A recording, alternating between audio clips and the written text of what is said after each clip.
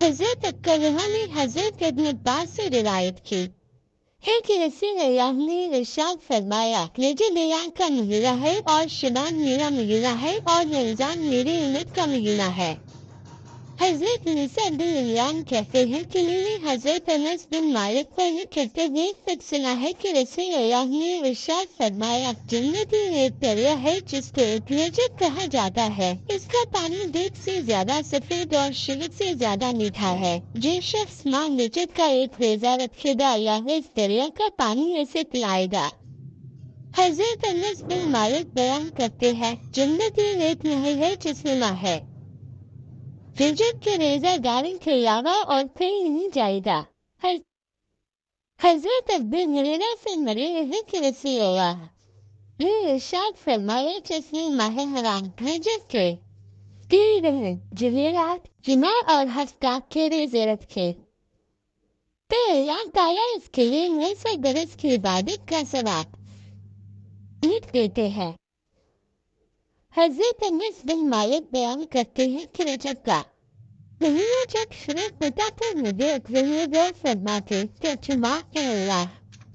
رجب اور شعبان کے مہینے میں ہمیں برکت عطا فرما اور رمضان تک ہم کو پہنچا۔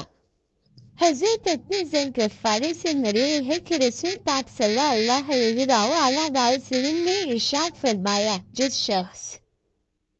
نے ماہ رجب کا پہلا روزہ رکھا اس کے ثواب کو مہینہ بھر کے روزے کے ثواب کے برابر قرار دیا جائے گا، اور جس شخص نے 7 روزے رکھے اس پر جہنم کے 7 دروازے بند کر دیے جائیں گے، اور جس شخص نے 8 روزے رکھے اس کے لیے جنت کے 8 دروازے کھول دیے جائیں گے۔ جس شخص نے 10 روزے رکھے اللہ تعالیٰ اس کے گناہوں کو نکیل سے تبدیل فرما دیں گے، اور جس شخص نے ماہ رجب کے 18 روزے رکھے تو پکارنے والا آسمان سے پکارے گا کہ اللہ تعالیٰ نے تیرے پچھلے تمام گناہ معاف فرما دیے ہیں، لہٰذا اب نئے سرے سے تو عمل کرنا شروع کرتے۔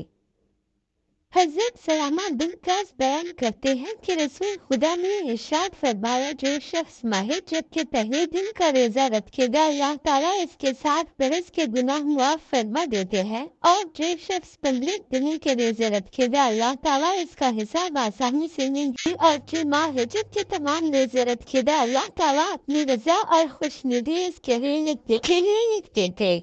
ہیں اور اس کو عذاب نہیں دیں گے۔ حضرت ابو ہریرہ سے مروی ہے کہ رسول اللہ نے ارشاد فرمایا، جس شخص نے رجب کی 27 کو روزہ رکھا اس کے لیے 6 ماہ کے روزے کا ثواب لکھا جاتا ہے۔